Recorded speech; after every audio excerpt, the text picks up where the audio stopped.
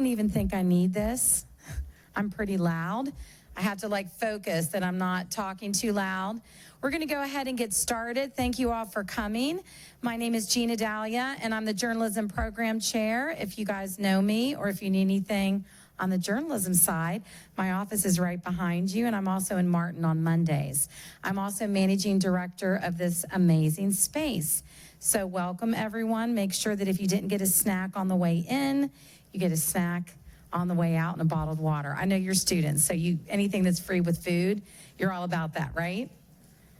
Okay, so I'd like to welcome everyone to the Reed College of Media Innovation Center. Our guest this evening co-wrote the book, and I love that title. There's No Crying in Newsrooms, What Women Have Learned About What It Takes to Lead. This book provides newsroom experiences over the past 40 years from nearly 100 women. It explores the challenges still facing women in media organizations and other workplaces. And as a note, the bookstore is set up. They're setting up right now out front, so you can actually buy her book after the event, and she'll sign it for you as well. So please remember to stop by if you'd like a copy. Now I'd like to tell you a bit about our guest. Julia Wallace is the Frank Russell Chair at the Walter Cronkite School of Journalism and Mass Communication at Arizona State University.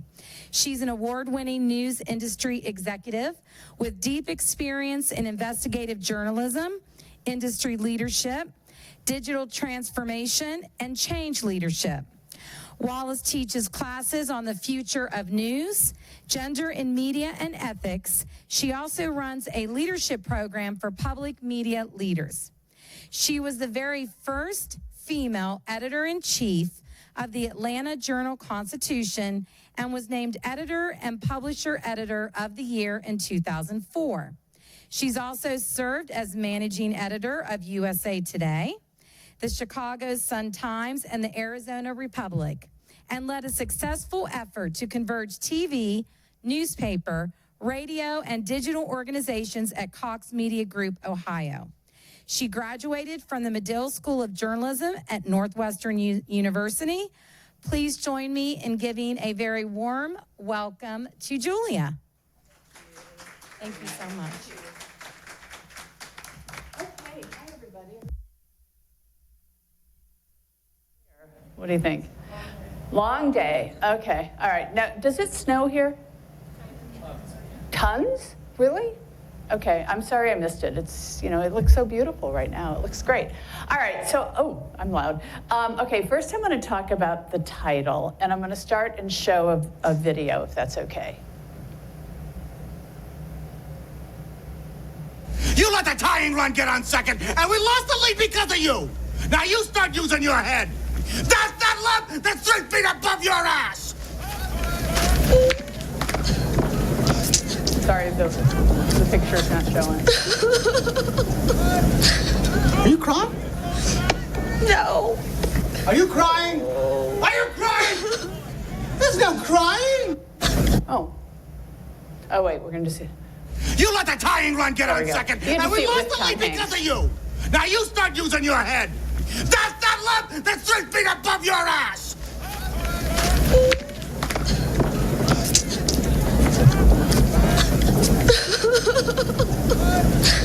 Are you crying?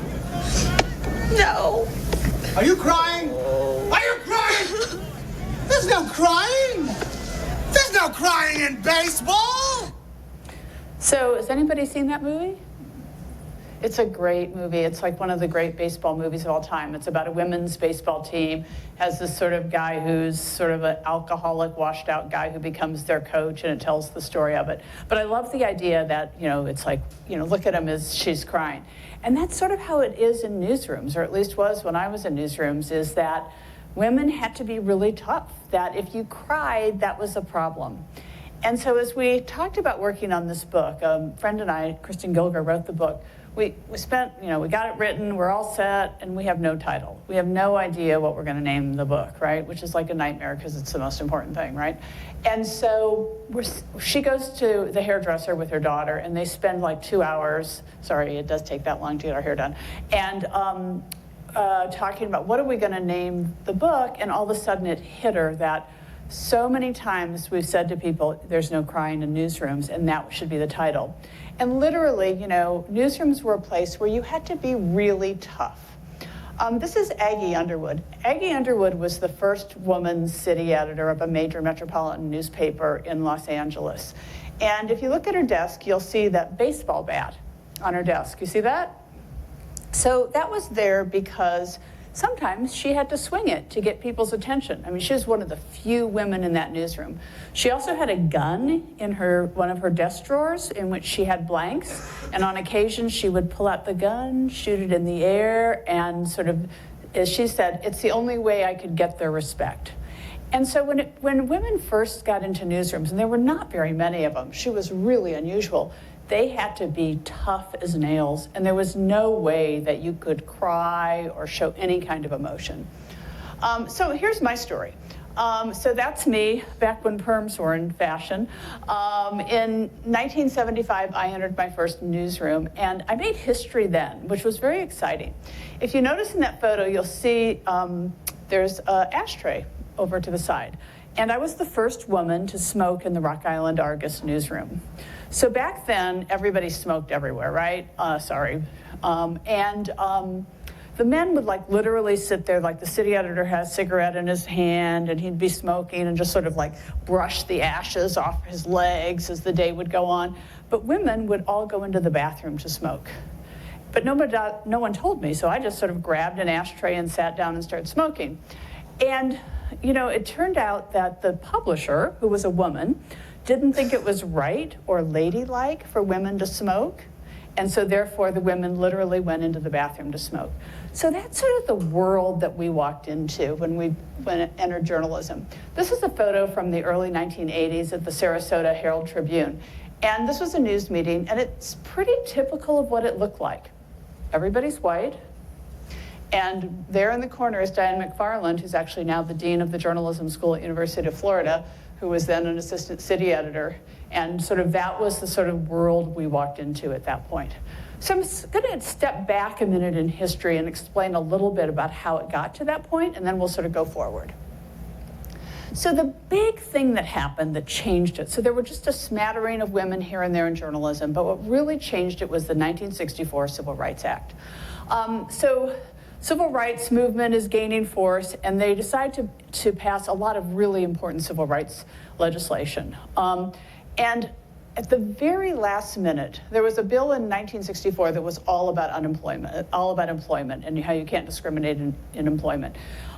In the last minute, they decided to make it not just about race, but to add in the word sex. So you can see, because of an individual's race, color, religion, sex, or national origin, sex was added just at the last minute. And so much of the advances that women were able to achieve based on this law, we really have thanks to the civil rights movement, because that's what sort of began that effort. And I don't think people really understood what this was going to mean for women. I'm going to play a video to sort of show you a news event from that.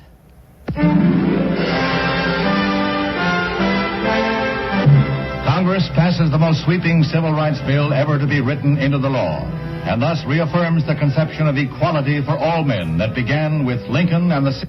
So you can see all men, right? Sort of not really understanding the impact this was going to have. So 64, law passes, nothing changes. 65, 66, 67. In 1970, a group of women, Eleanor Norton Holmes was the lawyer sitting in the middle there, filed a lawsuit against Newsweek. And that's what began to change everything. So all of a sudden, you know, they said, you know, we're not paid the same amount, we're not allowed to do certain jobs. You know, they were only allowed to do researchers. Judy Woodruff, has anybody seen her on PBS NewsHour? Judy Woodruff applied for a job at one place and was told, I'm sorry, we have our woman. But all of a sudden they said, no, this isn't right. The law says you got to treat us fairly. And so the lawsuit was filed. And slowly things began to change. Some of it changed because other business people looked at that and said, I don't want to get sued. I'm going to take some action, right? And other people waited until the lawsuits were finalized. And so, for example, the Associated Press was sued. It took years and years before they finally gave in and paid women fairly and gave them opportunities. So all of a sudden, all these laws change. all these lawsuits force changes in companies, and then the doors begin to open for women into journalism in serious ways. So the question is, how long was it going to take then for there to be equality? I think that when I entered a newsroom in the 1970s, I thought, you know, it's bad, and there is a lot of discrimination, but it's going to get better. You know, I thought, you know, gosh, by the time I have kids and they're in the workplace, everything will be fixed. But that hasn't been the case, unfortunately. And unfortunately, there are still barriers for women today that are not that different than the barriers that existed when I entered the workplace. This shows you, for newspaper editors, the number of people who are supervisors. And you can see we have not yet reached parity. So in 1998, when they started tracking it, it was about a third, and we're still only a little over 40% of women, just at any supervisory level in newspapers. It's even lower in broadcast. You can see what it looks like for broadcast TV news directors, and you can see what for radio. So 35% TV, 28% radio. Pretty low numbers considering the years we're at. This shows you the year that a woman was hired for the top job. So the other slides talked about supervisors in general, but ultimately, you know, who really makes it to the top, which is a lot of the focus of our book. And you can see that a lot of places, it's a really tough go. USA Today was very early in 1999. They named a woman as the top editor. But CBS, it just happened this year. And as you may remember, that only happened because of some sexual harassment incidents, right? So Susan Zirinsky became the new head. These organizations have never had a woman as the top newsroom position. So it's a situation that has a lot of, you know, shows that there are a lot of problems with where we are. So Kristen and I began working together in Salem, Oregon in the 1990s. This is sort of a bizarre photo. I'm sure you're looking at it thinking, what are we doing? So I was the editor. She was the number 2 in the newsroom, the managing editor. Our publisher was a woman, and a lot of our department heads were women. So we had a really heavily female leadership team, which was sort of unusual back in the 90s. And so she and I then began talking about what it meant to be a woman leader and how it was different. And so we began having these conversations then. This is actually from Barbie Day. So I decided that, you know, everybody was sort of making fun of the fact that we had so many women at the top, et cetera. So we decided to do Barbie Day, where we all came as Barbies dressed up as different news figures. And so assisted suicide was in the news that day. So Kristen was assisted suicide Barbie, and I don't know what I was, something. But that's the point we started talking about what is it about women in the newsroom, and what does leadership look like? And so we talked about it, and we felt it was something really special. But about 2 years ago, we thought, you know, there's so many of these stories that have been untold. You know, that a lot of women's history gets erased over the years. Has anybody seen the movie Hidden Figures? You know, much like that, there are all these stories, and these stories hadn't been told. And so we thought we would go and talk to these women who made it to the top. These aren't the people, for the most part, the on-air people that you've heard of. These are the people behind the scenes who really have rose to the top in the past 20, 30, 40 years in journalism and what they did. So what I'm going to do with you today is share some of these stories, and you'll get to hear from some of these women and sort of learn from them. So the first person I want to talk about is Marcy McGinnis. So Marcy McGinnis was from New Jersey. She spent 2 years getting an associate's degree in secretarial arts. And she moves to New York and gets a job as a secretary at CBS News. She then goes on and works her way up and ends up as the number 2 at CBS News. And I'm going to read a little excerpt from the book about her to give you a sense of what she was like. So she's sort of worked her way up from the bottom. She's now become the number 2. So McGinnis knew she would be tested in her job, not only because she was new, but because she was the first woman to hold such a high-ranking position. She just didn't know how she would be tried or when or where. Several months into the job, her boss took a European vacation, and McGinnis was left in charge.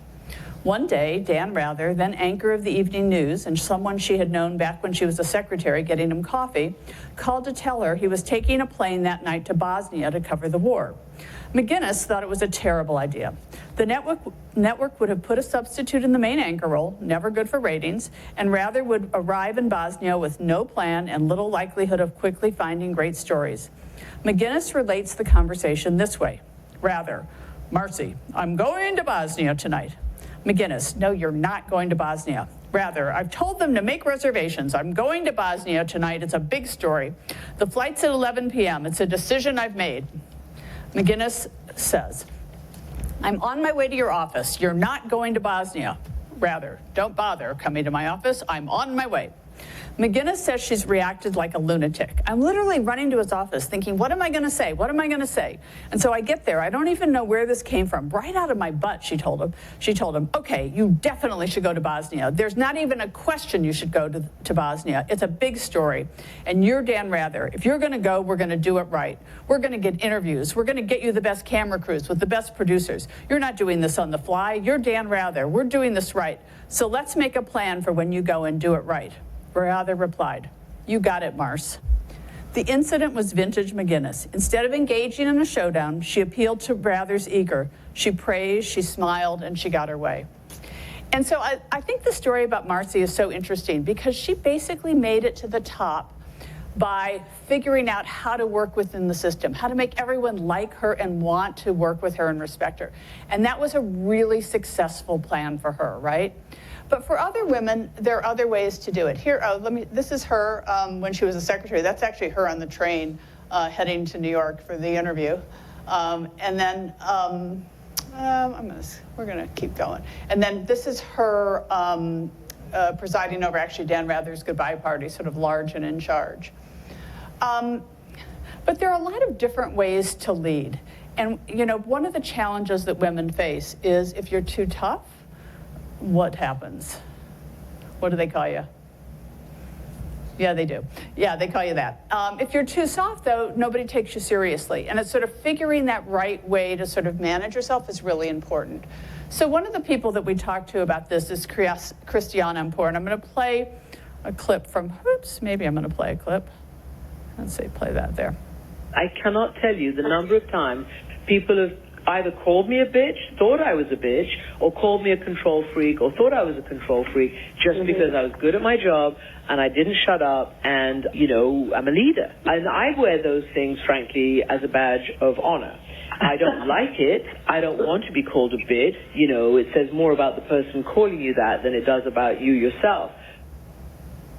So her approach was, I'm going to be tough and they're going to have to get over it. And obviously that's a style that's been very authentic for her and worked for her. Cynthia Hudson, who's the head of news for CNN Espanol, however, found that that doesn't work for her. And I'm going to play her voice as well. I don't even catch myself. Sometimes I may be speaking more loudly because as the conversation gets passionate, you're excited about it and you don't notice it. So now I have to be very conscientious about, maybe they're not figuring out that I'm not trying to be angry. I'm just trying to tell you something in a passionate manner. So one of the things that's interesting is for white women, it's a challenge to figure out how do we find that balance between being too tough and being too soft. Even more of a challenge for women of color. Cynthia talks about it, that because she's originally from Cuba, that it's sort of, sometimes she just sort of seems like she's too loud and aggressive and she sort of has to watch herself. It also is, came up with someone else we talked to.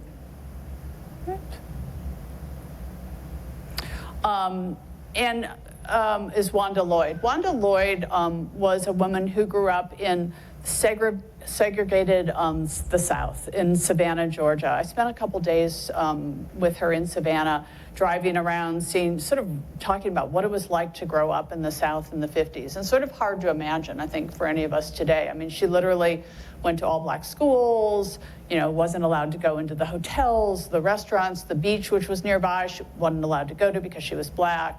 The local department store, they were allowed to go into, but they weren't allowed to try on clothes. And so it was a really different sort of upbringing. And so, really hard for, as hard as it is for women who are white, even more difficult for women of color.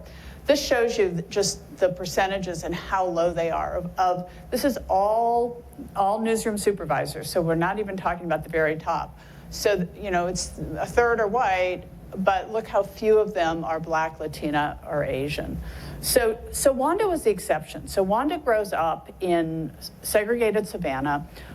She has a variety of jobs, ends up at the Washington Post. And she's at the Washington Post post-Watergate, considered like the best paper in the world, fabulous, so exciting to be there. She's an editor working for what was then the news service there. And she goes to the meeting. She's often the only woman in the news meeting. She's often the only Black person in the news meeting. And she's thinking, I'm here, but I'm not really part of this. And she applies for other jobs, and they never take her seriously. And so Wanda makes the decision to go to USA Today, which was just beginning as a newspaper at that point. And she made the decision because it was a company that at that point was really valuing and promoting diversity. And so she felt she would have more opportunities there. She was sort of tired of sort of hitting her head against the wall, frankly, of feeling like, even though I'm great, I'm not getting anything done. So she went on to become the top editor of the Montgomery Advertiser. And I love the full circle of this story, because here's this woman who was, prohibited from doing so many things, and then ends up leading one of the most storied newspapers in the South. And if you remember, Montgomery is where Rosa Parks took her stand on the bus, and the civil rights movement really began getting steam. And so the idea that she was able to go and become the editor of that newspaper that had totally ignored the bus boycott when it happened, is, I think, a really impressive story. And she talks about that, in some ways it was an advantage for her at that time. Oops. I could not tell the difference as a woman of color myself. However, I also have to say and admit that I think there were some benefits that came my way because I was a woman of color, because quite frankly, we have this saying, she's a twofer, and I was a twofer. So when there was emphasis on diversity, women and people of color, I think I was positioned to get some of those benefits because I represented both groups.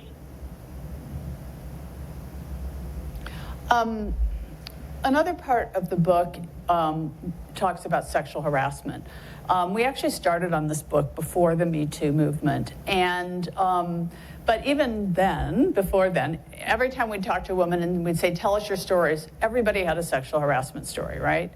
And it really varied how people dealt with it. It's sort of a different time. I feel very encouraged by what's happened in the past year, that women are willing to speak up in a way that, frankly, a lot of women didn't for a very long time. And I'm gonna tell you the story of 3 women and sort of give you 3 different examples of how they dealt with it over the years. And this is pre-Me Too. The first one is Mia Parrish. Mia Parrish grew up in suburban Washington. This is her at the University of Maryland. And she had an incident with a creepy piano teacher when she was young. And so she was already sort of a little, intimidated and a little afraid of being seen sexual in any way. And so this is her in college, and you can see she's got her big glasses, she's got the bangs over her face, she's got the bulky sweaters. She's like convinced, I want to stay as far away from any of that sexual harassment stuff as possible. Nonetheless, she found a lot of examples where it happened and a lot of issues. She ended up she was the top editor and publisher at a variety of places. She was the she was the publisher of the Arizona Republic. This is her today. I'm gonna play this clip and then I'll talk a little bit more about it. I spent my whole career just brushing off these really egregious comments. The cute Asian chick, oh, I love your little backside. I just walk away from it, and I never did anything about it, and I was never comfortable doing anything about it. I didn't want it to be about me, and I just would move forward until something pretty egregious happened, and others came forward, and I was encouraged to write a column. So I wrote this column, and a really wonderful friend of mine read it, and she said, you know, it's beautifully written. You did a really nice job telling the story. Just curious, do you want it to make a difference? Do you want it to matter? And I said, yes, I do. And I realized that I had been so uncomfortable really speaking out. It was time. But it really took a good friend poking me with a stick, saying, you have a story to tell, and it's a story that can be helpful. You should do this thing. So I did, and I was glad. So what happened was there was a state legislator in Arizona who was accused by another state legislator of sexual harassment.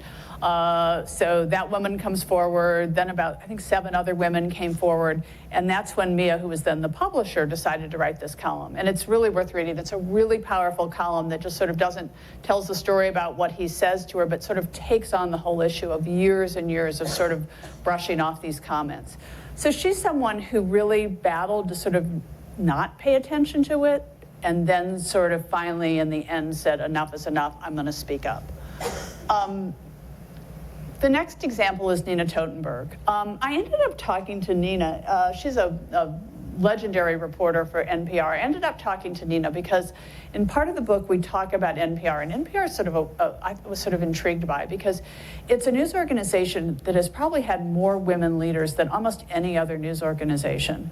However, they had a sexual harassment incident with their top news person, who was a man at that point, was accused of sexual harassment. I thought, how could that happen? They've had all these strong women. Why would that exist in this environment? And I called Nina because she had been very much defending management as they sort of went through a very public, painful process discussing this incident. And so she started talking about how she's dealt with sexual harassment over the years. And I'm going to I'll play this, and it's sort of one example of how she dealt with it. We all can tell hilarious stories of people. I mean, I was at a White House dinner when a rather prominent political figure, not a politician, but a political figure, and I'm sitting next to Bill Clinton on one side, and this person puts his hand on my leg. And I'm thinking, you can't make a scene at the White House. You can't. What am I going to do? So I held his hand. For the whole dinner, I ate with one hand. My theory was the hand couldn't move if I held it. I consider it a funny story. I do not consider it a trying story, although at the time I kept thinking, I'm sitting next to the President of the United States, I should be able to say something interesting, and I can't think of anything interesting to say because I got too many things on my mind here. So what do you guys think of that? How would you like to have been her? And she's, I mean, so part of what happened with the NPR story is all these young women are like outraged that management wasn't doing more, and they'd had reports about this guy and hadn't taken action, and she's sort of defending them. But that's her perspective, right? You know, so I'll do one more about sexual harassment just because it's a little different. It's from the same time period. Kate O'Brien was at ABC News and ended up becoming the #2 at ABC News. And she was not going to sort of let it go. This is back in the 80s. I was in the control room, and the guy who was the then sports producer, I mean, to me, he was an older man. Maybe he was 40. I was 21, so he seemed very old. Put his hand on my backside while I was standing in the control room waiting to go to the front deck to hand out my papers. And I was so shocked. But right from the get-go, I knew I had to say something. And my only hesitation was, can I say the word ass in front of all these people? Because I was brought up as a good girl and didn't swear. So that was my first instinct. Oh, my God, I have to say something, but can I say the word ass? I very quickly realized, yes, I probably can. And I said in a loud enough voice for everyone to hear in the control room, said this guy's name, and said, take your hand off my ass. And the control room went silent, which if you've been in control rooms, you know doesn't happen very often. And very slowly the hand backed away from me. And I just went about my business. So I think you can see,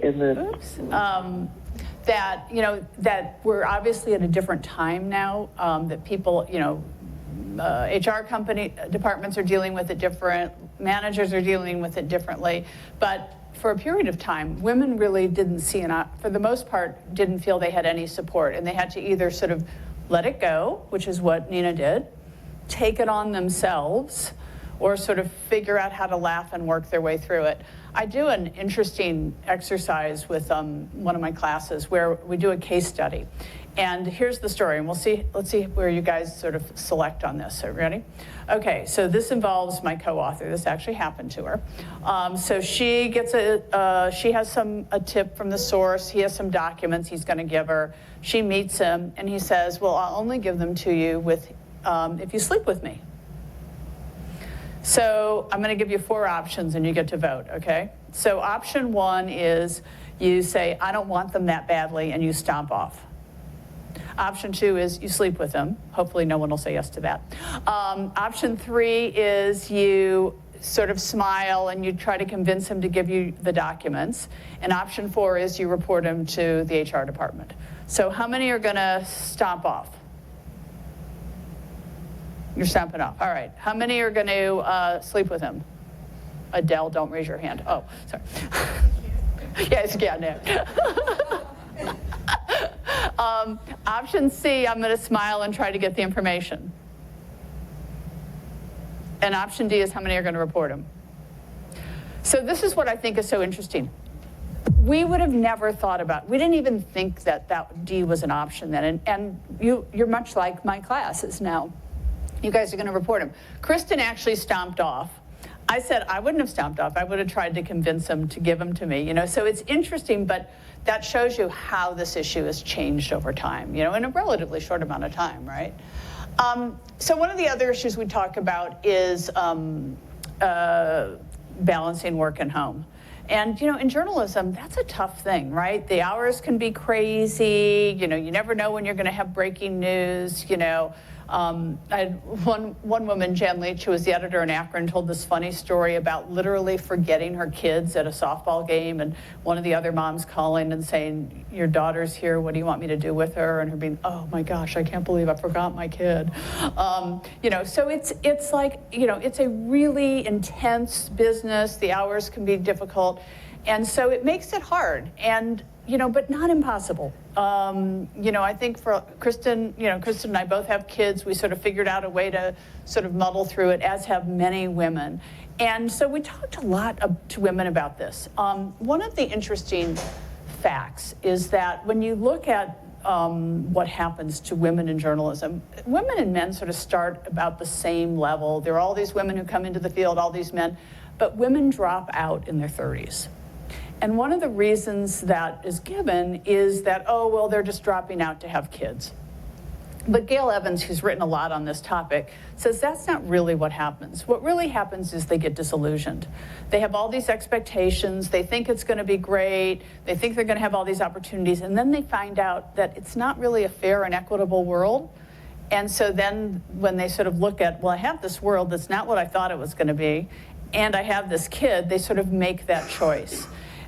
Sandy Rowe was one of the people who had to make that choice and made a really interesting one. So Sandy Rowe was someone who began as basically a news clerk in Norfolk, Virginia, went on to become the editor of The Oregonian, was probably one of the top editors in the country in our century. Her paper at The Oregonian won 5 Pulitzer Prizes while she was there. This is her in the 80s, and she talks about an important moment in her life. Being wanted makes a difference, and I think that's one of the ways we have failed minorities and women as they've had turning points or difficult moments in their careers. It is very easy, I've seen through the years, to indirectly dissuade someone who thinks the deck is stacked against them or doesn't have the confidence. And this more frequently happens. It's not a characteristic of gender or of class or of race, but it more frequently happens with women and with minorities. There's so many points in a young person's career where someone, without meaning to change the course of it or discourage them, can get them to drop out. That birth moment was one such moment for me. So she was pregnant with her first child, and she was really sort of trying to decide whether to go back to work or not. And her boss says, Sandy, I think you're great. I really want you to come back. I'm going to make sure it's really fabulous for you. And so if that hadn't happened, she believes she would have done something very differently. You know, I think a lot of it is sort of this idea of how do you do it all? And there's some really funny, you know, examples that we all have of sort of, oh, I can be the perfect mom, I can be the perfect journalist, I can do it all. But the reality is, I think everyone we talked to said that's not true. Ultimately, it's about sacrifices. And Mindy Marquez, who's the editor of the Miami Herald, I think said it best. I'm going to play her clip. Women of our generation were kind of sold on this big idea that we could do it all. You know, that you could just be Supermom and Barbie wife. And really, it's just not true.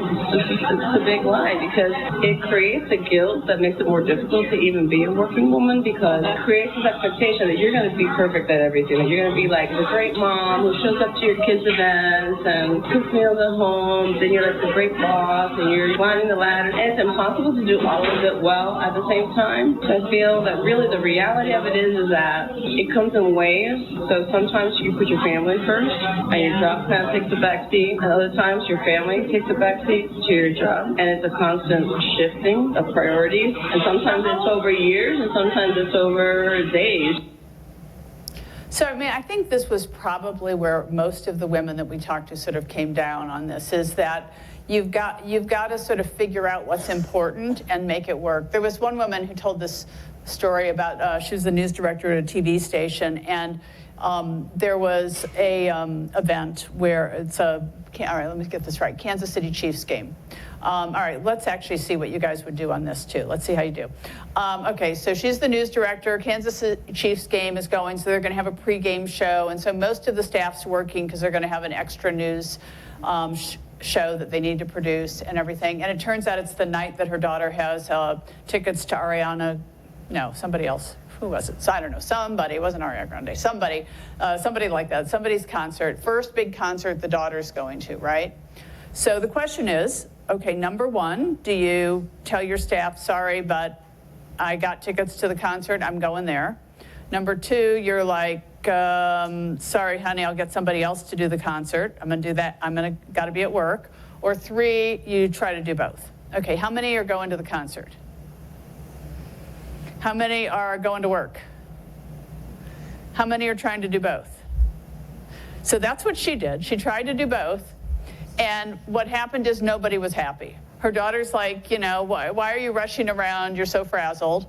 And at work, they're like, you know, you're not really here either. You know, it's like, pick one, you know. And so she said, I learned an important lesson in that moment, is that I needed to pick what's the moment I'm doing which thing well, because I can't do both sort of half well.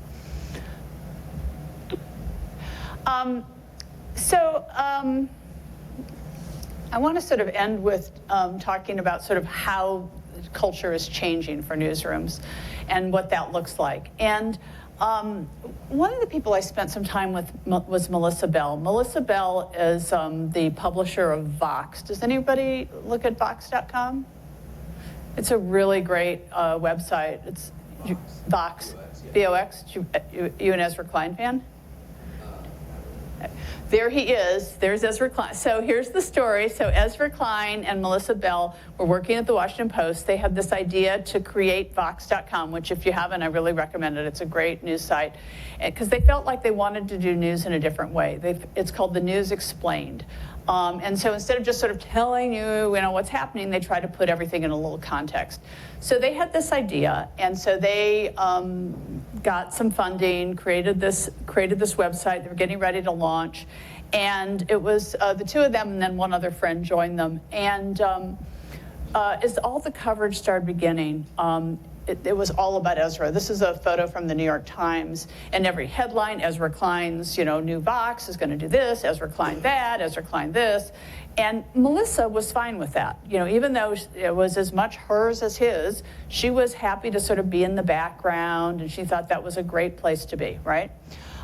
So then there's a woman who does a blog item, Emily Bell, who's fairly well known, in which she talks about the bro culture of all these digital startups and uses Vox as one of the examples of the bro culture.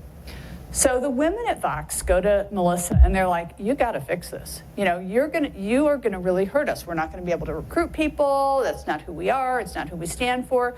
Because you're shy and don't want to be in the limelight, you know, you're actually hurting our ability to do our job. And you've got to sort of stand up and do more. And so she tweeted back to Emily Bell something about how I am a co-founder, I am strong, I am a leader. I forget the exact words. I think she probably used the word I more than any time in her life. And since then has really made an effort to be more public about what she does. And when I called her to talk to her about doing an interview, she was very reticent. I met her for dinner one night, and she was like, I don't know if I can do this, I don't know. And finally, she sort of agreed, and so I spent a fair amount of time with her, but it wasn't natural for her.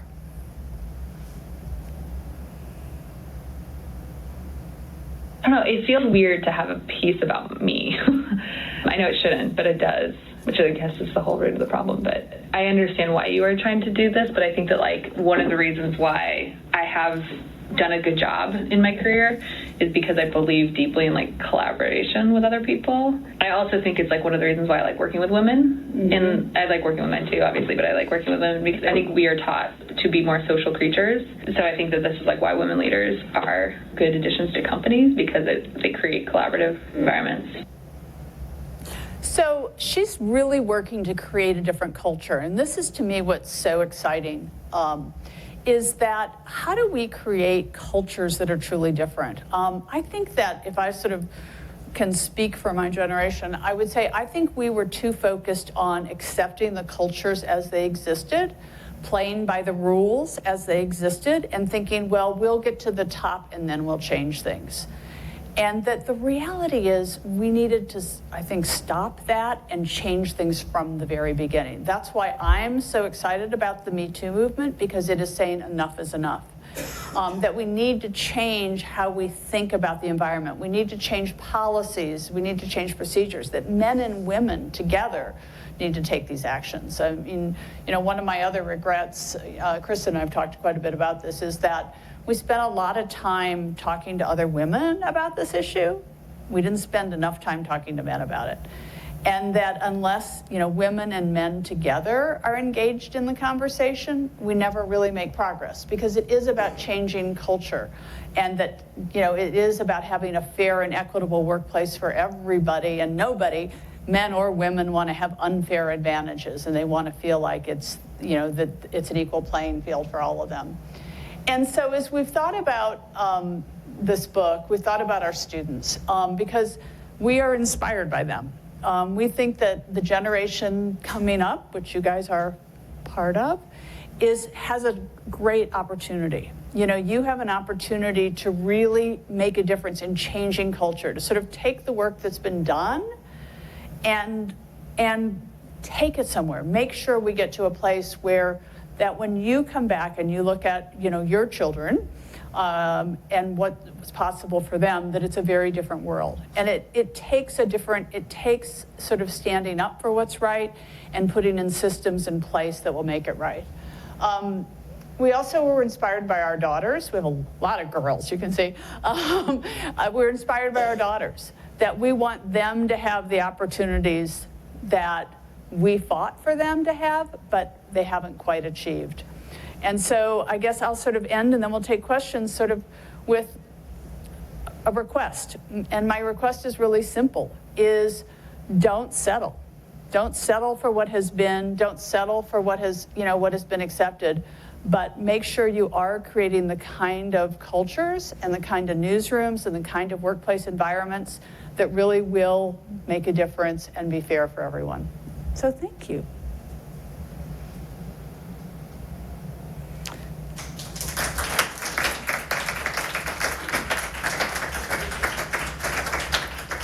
So I think we have time for questions. Anybody have any questions? Yeah. Oh, how long did it take?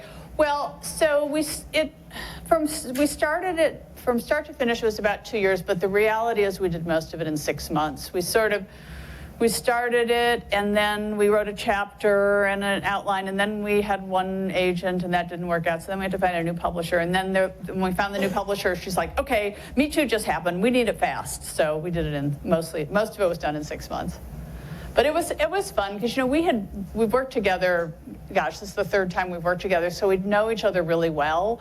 And we know each other's strengths and weaknesses, and we trust each other. So it was actually a pretty easy process. And frankly, talking to all the women was the best part. I mean, it was some of them I knew from before, but I learned things about them I never knew. Some of them, like Marcy, I'd never met before, and I had such a great time with her. She was just so much fun. Yeah. Yes. What is your favorite part of the book, and why? What is the one story that you get to share with people more often than not? Yeah, that's such a good question. I mean, it's so hard. It's like asking me which of my children I like best. Actually, the answer on that is, okay, those are my 2 girls, right? So it finally got to the point where the oldest was always like, the oldest is the blonde. She's always like, "You like the youngest best?" I'm finally like, "Yes, I do." Just one, absolutely. She's my favorite, so I just go with that now. Boy. I liked a lot of them. I think probably Melissa is probably, because I was so inspired by how she's really trying to not only change journalism, but change the culture of newsrooms and really making progress. I mean, one of the interesting pieces about Melissa is she cries. She cried 3 times while I interviewed her.